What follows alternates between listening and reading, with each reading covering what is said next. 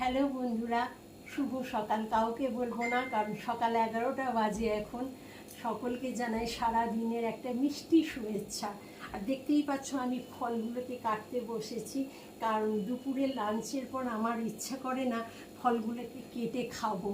এইগুলো এখনই কেটে আমি কি করি, ঢাকা দিয়ে ফ্রিজে রেখে দিই। আর রবিবারের কাজ মানেই তো জানো, প্রচুর কাজ থাকে। কারণ এই ওপরের ঝুল ঝাড়তে হয়, তারপর পাখা মুছতে হয়, তারপর বেডশিট পাল্টাতে হয়, তারপর রবিবারের রান্না মানেই হচ্ছে একটা চিকেন ডিশ তো থাকেই, সেটা আবার স্পেশালভাবে বানাতে হয়। তার জন্যে প্রচুর ব্যস্ত থাকি।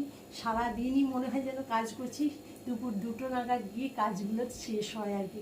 তখন কি কারো ইচ্ছা হয় যে কিছু করে খায় নিজের জন্যে বা কাউকে করে দিই, তখন মনে হয় একটু গিয়ে রেস্ট নিই আর কি।